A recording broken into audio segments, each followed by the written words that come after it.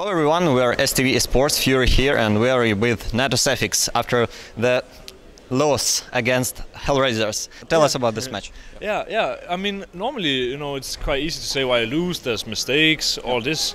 We are a new team. That's the first one, right? And then obviously we also, I still need some more experience at this level. I think many of our players do. So we are a bit nervous, and you can probably see it even when you watch it live that we have some nerves going on. But this match to me was not about why we lost. This match was about why we were so close to winning. I think Hellraisers played a really, really good game, but without knowing too much about what went on the B-bomb side, because I'm not playing there as CT, on the A-bomb side we were incredibly dynamic. We were constantly changing setups. We were changing them during the rounds. We were changing them every single start of every single new round. We would constantly flash peek apps. We would retake mid with flashes. We would just really play some fantastically beautiful CT Counter-Strike. And normally our CT side on Inferno is not so strong, but today it was really crazy. We just made some really good mid-round calls. Every time they did something, we would react, and that just meant that they didn't have any space to work on the map. We had all the control.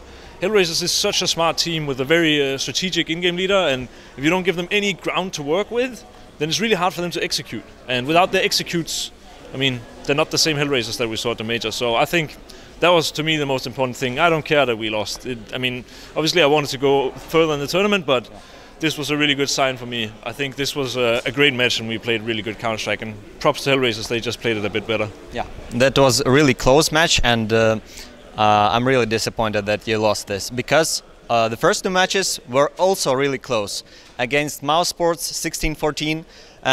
Can you tell us about your team form, team spirit on this tournament, and the preparation on this tournament, We didn't have so much preparation going into it because we were at Games Clash Masters, which happened just a few days ago. And just in general, there's been a lot of events that we qualified for with the old team that now we are playing with the new team, but we haven't had time to really practice. So there's still so much stuff we can get better on. I think we're not even playing 50% of what we could play here. So in terms of preparation, not so much. I mean, we always have our lovely coach Toby, who watches a lot of demos. And he's a very good help, especially versus a team like Hellraisers versus also Mousesports Vega, a team that's a bit harder to make analysis on. But in terms of all that, I think, we haven't prepared so much, and we still have so much practice yet to come. But as you said, the matches were really close. They were at Games Clash Masters as well. We lost 3 maps, and all 3 were 16-14. So we just need that last 5% to push us over the edge. And we had the same exact problem in the old team. So I believe we can do it for sure. Yeah. I have read on your Twitter about your LAN confidence, because you wrote about you're not playing on 100% here on LAN. What can you tell about this, and what is harder for you, to play online or on LAN, and why? I think even if you look at the LANs I played, Games Clash Masters was a tournament where I didn't play so good, but all other LANs, except for maybe the one I did in Paris not so long ago, I would say I played really, really well. So I think even I don't have so much problems on LAN. Everything is a bit more stressed, but that's also the case for my teammates. And because of that, everything becomes a bit more mushy. Like the communications get a bit wonky. We don't relax in the same way. We don't maybe sit and hold. We don't make the same decisions we would have. But it's not. I don't think it's something where I feel I'm never afraid to go to LAN. The only problem I had these, I would say, mental issues. I mean, it sounds so bad, right? But the reason I had that was just because I feel like I've not been playing good in this team so far. I feel like I do a lot for the team, but I'm not really rewarded with the kills, and that's something individually that not because my team is not setting me up or something, but I'm just not hitting my shots. It was the same at Games Clash Masters. I felt the same versus Mousesports. Went better versus Vega. Today I just said, you know what, new mindset. I'm insanely confident. We need to win this match. I don't know if you noticed it, but I was shouting so much every round. Yes. I was calling, a lot of the stuff we did on the CT Inferno was under my control, and I think just today I came with a much better mindset. And for me, today there was no pressure. It didn't phase me. I could clutch it. It really didn't phase me. But Yeah, it is a bit harder to play on LAN. I know it was a long answer to your question, but it is a bit harder to play on LAN. But it's not a problem I feel I have. It's just I need to still get a bit adjusted to it. But it's more just that my play has been not so good lately, and therefore I was a bit afraid going against so many good teams. Yeah. But today was better. So that's all about 5% for winning. Yeah. Yeah. Okay, so let's talk about your YouTube career and how to collaborate, how to combine it with the pro gaming. As you know, Jason R and Shroud recently came out of the pro gaming and were starting to be a streamer and getting all of the viewers from this.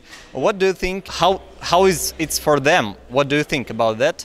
To go out of pro gaming and going to stream, and what is preferable for you, and what would you prefer and why?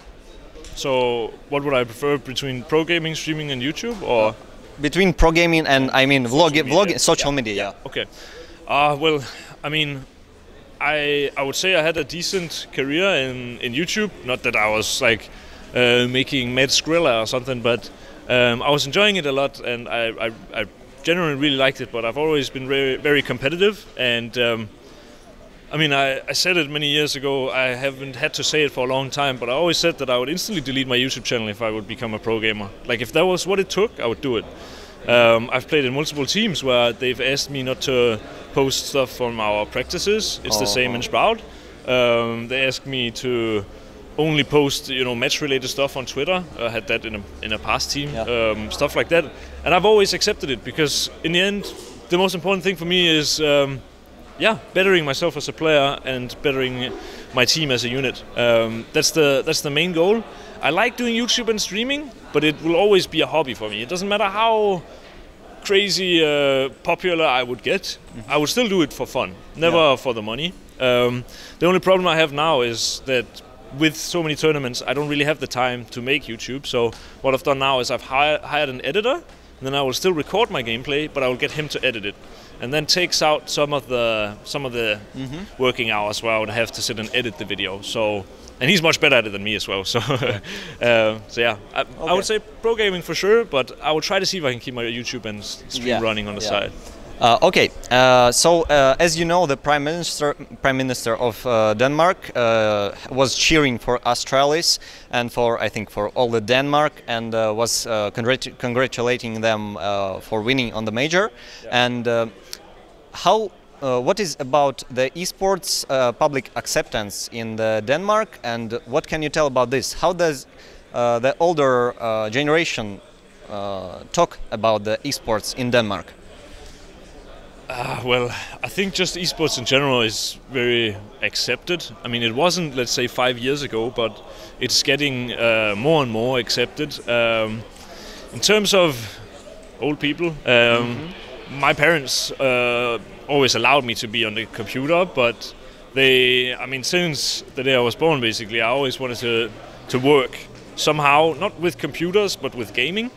And when I was younger, I always was told by my parents and by everyone that there was no career in it. Like, the only thing you could become was like a game tester or something like that, and that sounded like a really boring job because you had to play the same thing over and over. So I don't know. Now everything's changed. We are like 5, 6. How was it?